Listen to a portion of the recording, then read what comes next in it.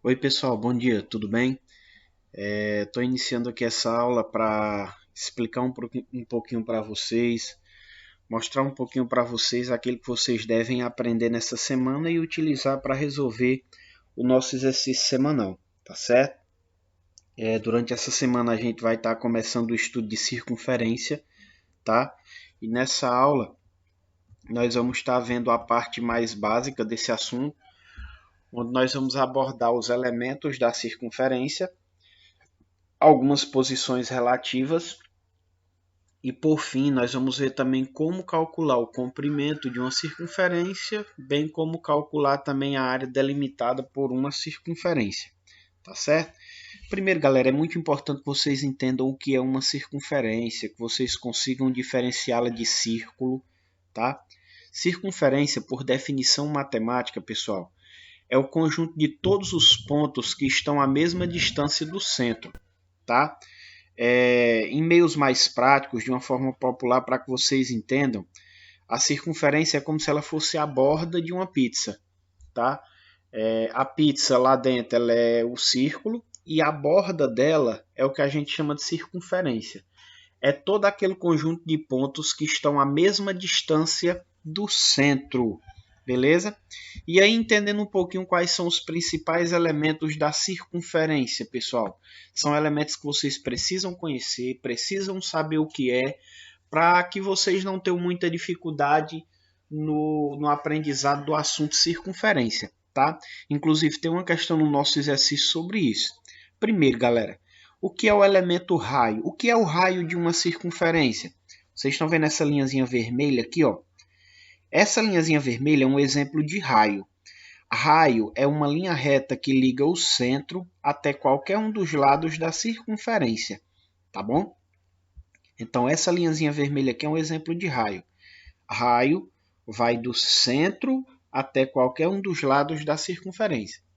Depois nós temos aqui o diâmetro. O que é o diâmetro? Tá vendo essa linhazinha azul clara descendo aqui, ó? O diâmetro de uma circunferência, pessoal, é uma linha reta que vai de um lado a outro da circunferência e passa pelo centro. Existe uma relação entre raio e diâmetro, que é uma relação bem primitiva mesmo, que diz que o diâmetro é sempre o dobro do raio, ou que o raio é a metade do diâmetro. Pela linhazinha aqui você vai perceber, pessoal, ó. Vou tomar como base a linha do diâmetro aqui, ó. A linhazinha azul clara. Tu concorda que esse pedaço que vem bem daqui até aqui o centro é um raio? É claro que é. Qualquer linha que vai de uma das bordas da circunferência até o centro é o raio. Se o diâmetro começa daqui e vai até o outro lado, fica claro que o diâmetro é sempre duas vezes o raio. É o dobro do raio. Sempre, sempre. Ou nós podemos dizer também que o raio é sempre a metade do diâmetro, porque o raio vem só até aqui o centro e o diâmetro ele vem daqui até o outro lado também, tá certo? Então, vamos lá. Raio vai do centro até um dos lados, diâmetro vai de um lado a outro passando pelo centro. Agora, Odivão, o que é uma corda?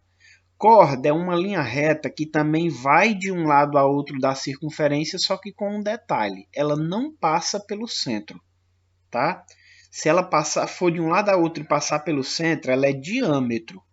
Se ela for de um lado a outro sem passar pelo centro, ela é uma corda, tá certo? E por fim, arco. O que é o arco de uma circunferência, pessoal? É um pedaço da circunferência sem ser ela completa. Não sei se dá para vocês observarem aqui essa parte preta aqui, ó. Isso aqui é um pedaço da circunferência, uma parte do arco dela. Tá? Ela vem daqui até bem aqui. Ó. Qualquer pedaço da circunferência que a gente pegar, a gente vai chamar de arco. Tá bom? Esses são os elementos mais primitivos de uma circunferência. Só para a gente recapitular para passar para o próximo. Raio. Qualquer linha reta que vá do centro até qualquer um dos lados da circunferência. Pode ser para qualquer lado, tá? Aqui no exemplo está para esse lado, mas o lado não importa, tá? Desde que vá do centro até uma das bordas. Diâmetro vai de um lado a outro, passa pelo centro. Corda vai de um lado a outro, só que não passa pelo centro, tá? E por fim, arco é um pedaço da circunferência. Vamos seguir aqui, ó. Agora, pessoal, nós vamos ver um pouquinho das posições relativas. Nós vamos ver quais são os casos de posição relativa de um ponto com a circunferência e depois de uma reta com a circunferência, tá? Ó, aqui tem os casos possíveis para a posição relativa de um ponto com a circunferência. Primeiro caso aqui. Galera, vocês estão vendo que esse ponto P está em cima da borda aqui, ó. Quando isso acontece, nós dizemos que esse ponto ele pertence à circunferência. Por quê? Porque a distância entre o centro e o ponto P é do tamanho de um raio, é igual ao raio. Quando isso acontece, o ponto fica aqui, ó, em cima da linha. Quando o ponto está assim, é porque a distância entre ele e o centro é do tamanho de um raio, então ele pertence à circunferência. Agora observem aqui o segundo caso. Ó. Quando o ponto está aqui fora, vocês concordam que a distância desse ponto até o centro ele é maior que um raio? O raio ele só vem do centro até aqui a borda. Ó. Quando a distância do ponto até o centro é maior que o raio, ou seja, o ponto fica aqui fora, ó, nós dizemos que ele é externo. Ele está fora da circunferência. Ele não pertence à circunferência, tá bom? E terceiro caso é quando a distância do ponto P até o centro é menor que o raio. Tá vendo? A distância daqui até aqui é menor que a distância da borda até o centro. Então, quando a distância do ponto até o raio, até o centro é menor que o raio, nós dizemos que ele é interno. Então, quais são as possíveis respostas numa questão como essa? Um ponto ele pode pertencer à circunferência, ele pode estar externo à circunferência, que é quando ele está fora, nesse caso, ou ele pode estar interno à circunferência, tá bom? Esses são os três casos. Agora, Aldivan, como é que uma reta pode se comportar em relação à posição junto com a circunferência? Existem três situações também, que são elas. Primeiro, quando a reta passa e não toca em ponto nenhum na circunferência, nós dizemos que ela é externa à circunferência. Ela não toca, é externa, tá? Existem casos como essa linhazinha verde aqui, ó, essa reta verde, em que ela toca a circunferência em um único ponto. Ó. Só nesse ponto aqui ele encosta na circunferência. Quando encosta uma vez na circunferência, nós dizemos que ela é tangente à circunferência. E por fim, existem retas que tocam em dois pontos da circunferência, como é o caso da reta R aqui azul. Ela toca aqui e toca bem aqui também. Ó. Quando toca duas vezes, nós dizemos que essa reta ela é secante. Então, quais são os três nomes aqui? Ó? Só para recapitular e vocês memorizarem, e vocês podem até anotar aí. Ó. Quando não toca nenhuma vez, externa. Quando toca uma vez só, tangente. Quando toca duas vezes, secante. Beleza? Recapitulando antes que eu vá para o próximo slide aqui, pessoal. Ó. Ponto com circunferência. Pertence, externo, interno. Reta com circunferência. Quando não toca, externa. Quando toca uma vez, tangente. Quando toca duas vezes, secante. Tá bom? Anotem essas definições aí para vocês que vocês possam ser ajudados no exercício. Tá? Vamos aqui para o nosso próximo passo. Ainda na parte de posição relativa. Agora a gente vai ver, pessoal, como é que se comportam duas circunferências, tá? No espaço. Aqui, ó. Os nomes dados às posições relativas de duas circunferências é bem parecido com a de uma reta com a circunferência. Primeiro, quando duas circunferências se tocam duas vezes, ó, possuem dois pontos em comum. Tá vendo? Essas duas aqui, ó, ela se toca aqui também. Nós dizemos que ela é secante. É o mesmo nome lá da reta com a circunferência. Não toca duas vezes lá? Aqui também, quando toca duas vezes, a gente chama pelo mesmo nome, secantes. Essas duas circunferências elas são secantes, tem dois pontos em comum.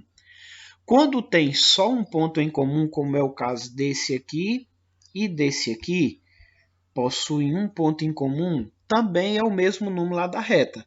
A gente chama de tangente, tá?